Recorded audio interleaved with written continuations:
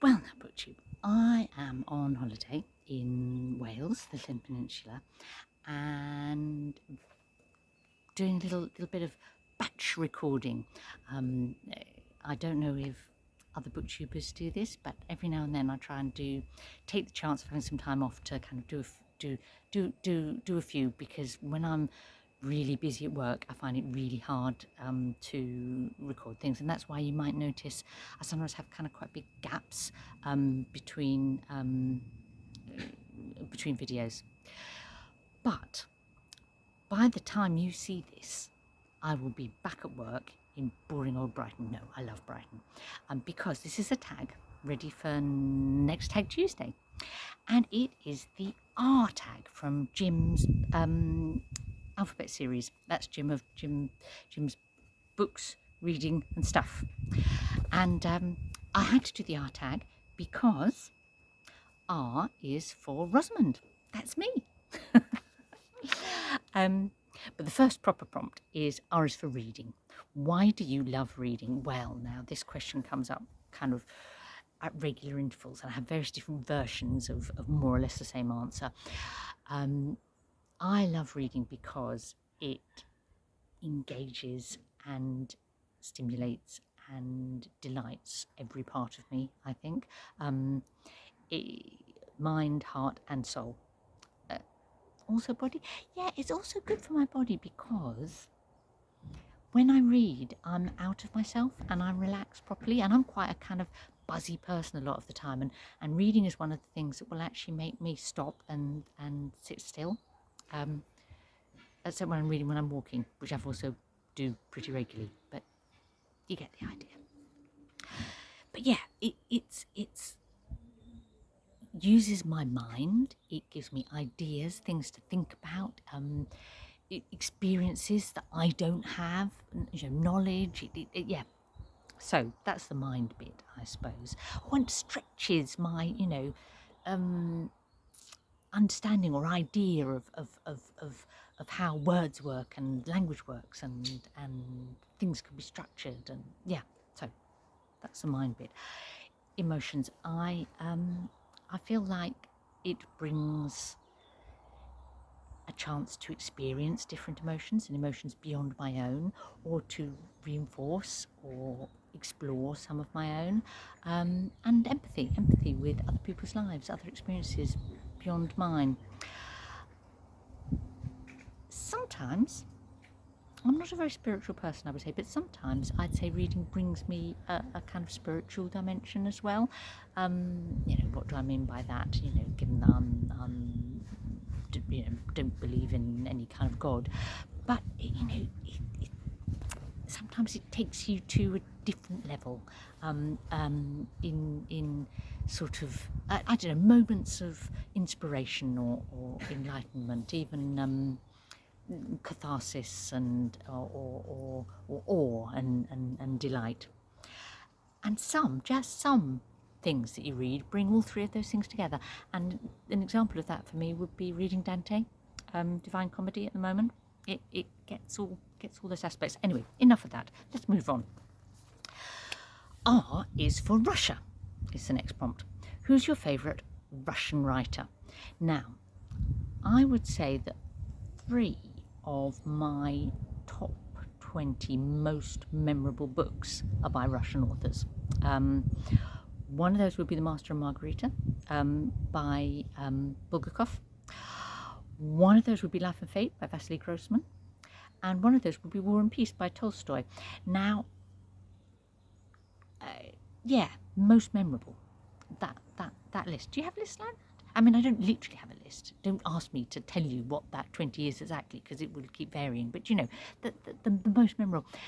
One of those authors also has a book on what would be this hypothetical list of top 20 of my most loved books, because that would be Anna Karenina, also by Tolstoy. So I have to award Tolstoy the place as my favourite Russian writer, but I love a lot of Russian writing. R is for romance. What's your favourite romantic novel? Okay, now I've read lots of romantic novels, and I don't read romance novels, really. I know people say, oh, don't sneer at romance novels, but the thing that I like least about a book is a predictable plot, and it's kind of the nature of a romance novel that it has to have a predictable plot. So it's that's why they wouldn't appeal to me so much. But say, lots of romance in fiction that I do enjoy. I'm going to pick a different kind of romance, though, in a sense, and I'm going to pick An Invitation to the Waltz by Rosamund Lehmann, which is a book written in the 1930s and by an English woman. I love the writing of Lehmann. She's a beautiful stylist. But what Invitation to the Waltz, the romance of that for me is the wishful, yearning, romantic kind of dream of a girl at the very end of her teens, and it's sort of like going to that first significant grown-up party and hoping, and all those. Yeah, that's my favourite romantic novel. There we go. R is for Renoir. Do you have a favourite Renoir painting, or maybe a Rembrandt? Jim gave us the choice. Renoir is a nostalgic painter for me. I associate him with going to Paris for the first time as a girl, as a child, and falling in love with Paris, as we must, when we go, we must. And going to the Musée Jeu de Paume, which was where the Impressionist paintings were then. Of course, they've now been moved to the Musée d'Orsay, and there's lots more of them on display, but the Jeu de Paume was a perfect little museum, and full of Monets and Renoirs and so on, and that's what I associate. So maybe not one particular painting, but that's the association in my mind. But I probably love Rembrandt more, if I'm honest, particularly Rembrandt's self-portraits. And my favourite Rembrandt would be a particular one of his self-portraits in old age. When he paints himself, I don't know, really kind of like warts and all, wrinkles and all, with such depth of experience in his face. It's like you see right into his soul in those later self-portraits. Yeah.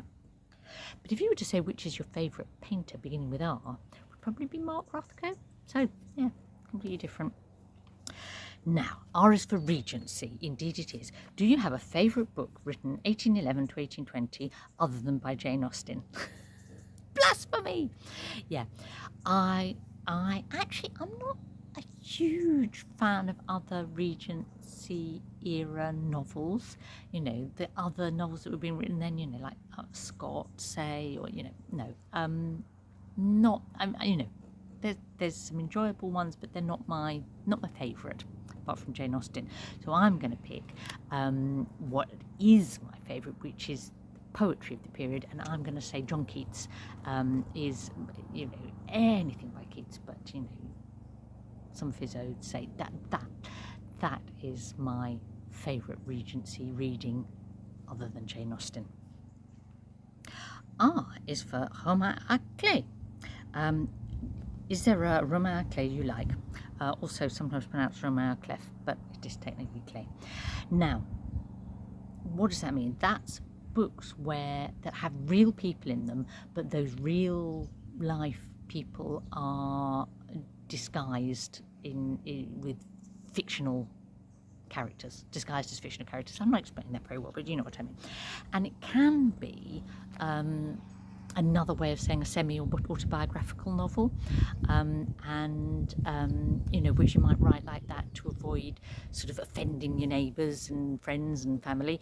A smart person would probably say, like, most novels are actually semi-autobiographical, because writers are like scavengers, aren't they? They pick the bones of the lives around them to get ideas and characters and so on for their writing. But hey, for that sort of Romain Clef, I would say a favourite would be The Bell Jar, Sylvia Plath, where she's kind of writing about herself and her family and experiences, under fictional guise. But the original French late 17th century sort of meaning of Reichs was when books that were written about sort of not your family, but well-known people, like as a way to get away with things that might otherwise be sort of politically dangerous or libelous. So that's the original meaning. So and that's perhaps a more useful use of the phrase now when, say, lots of fiction seems to be autofiction. And Animal Farm's a classic example of that, so it's, Lenin and Stalin and Trotsky and so on, but, disguised as animals. The one I think I'm going to pick as a favourite is Blackwater by Joyce Carol Oates, which is sort of retelling what happened with Teddy Kennedy at Chapel Kidwick. Is that how I pronounce it? I've forgotten. Anyway, when he basically had a car accident and drowned a young woman. And yeah, Blackwater's quite good. Yeah. She says, it's not retelling that. That put the idea somewhere into my head and it's a different story. But, of course it is. Don't pretend, Joyce. R is for Rustaveli, the most revered Georgian writer. And Jim asks, have you heard of him? Well, yes, I have heard of him, but because Jim has talked about him in on quite a few previous occasions. So that's the reason I've heard of him. I haven't read anything by him. I've read some Georgian literature, but not Rustaveli. I probably should. Now then, the final prompt for this tag is brilliant. Okay, I love it because it's a bit different. So Jim says we have to imagine that we are in an isolated log cabin. Okay, we've got no Wi-Fi, no internet connection. We've not got a Kindle with us. All we've got are the books that are in the log cabin, and they're all by writers that begin with R. Obviously, the previous inhabitant of the cabin had a bit of a strange obsession with writers beginning with R. So there are books by Racine, the French playwright, Kathy Reichs, Anne Rice, Ian Rankin, Ruth Rendell, Arundhati Roy, J.K. Rowling, and Salman Rushdie. And Jim asks, which will you read first or last? And if you want, you can kind of rank them. Well, I presume that I'm stuck in this cabin, that I'm lost and I've found my way into this cabin or something. And obviously, I don't know how long I'm going to be stuck there, do I? So I think I would start with reading the thing that I most want to out of all this, in case I get rescued really quickly, and that would be this brilliant opportunity to read Arundhati Roy's second novel, because I read her original one, The God of Small Things, years ago and loved it, but just a couple of years ago she brought out Ministry of Utmost Happiness, and it's on my sort of TBR long list, but it's never got to the top. So hurrah! I'm stuck in a log cabin. I can read that one. What next? Well, I'd probably go for a bit of Racine, because again, that's something I've seen a performance of Phèdre, but I haven't actually read anything by him, and that feels like a gap, on that sort of, on your mental long list of things you should have done. I'd say reading some Racine is there, so I can tick that off. So I'm doing well. Don't want to find my way, anyone to come and rescue me from this log cabin before I've done those two. Now it gets a little bit trickier. Now there's two writers on this list that I haven't read anything by ever. Okay, one of those is Kathy Reichs and one of those is Anne Rice, and I've had a little look at both of those, and I think I might quite enjoy a book by Kathy Reichs. I like a nice sort of murdery, detective-y thing, and she's a forensic anthropologist, and that's what she brings to her fiction. So I might read one of hers next, just to read something fresher by an author I've never read before. So that's that one out of the way. Anne Rice sounds absolutely dire. Her prose has been described as florid and lurid, so she has to be somewhere down at the bottom of the list. So we'll leave her to one side for now. Next thing I would read then would be Salman Rushdie, is an author who I read Midnight's Children, as everybody did that was alive then when it was first written, and won the Booker, and I really enjoyed it. I then read, I think, Shame, and having read that, I decided this man's a bit pompous. And I don't think I need to read anything more by him. I felt a bit guilty about that when the whole Satanic Verses thing happened. But basically, I've never gone back to Salman Rushdie. So it's maybe an opportunity to give him another go. So the fourth thing I will read will be to look through the selection of Salman Rushdie and pick which one. Maybe Haroun the Storyteller, whatever that one was, or maybe one of his most recent. We'll see. But so that's where I'll go next. Okay, now things get a little bit tougher. Now, there are two authors here, Ruth Rendell and Ian Rankin, that I've read lots and lots by earlier in my life. They were both prolific writers, and I've read loads of their books. I can't even remember which I have and haven't read. So I would be very happy to pick up one of both of those and just enjoy revisiting, like, good.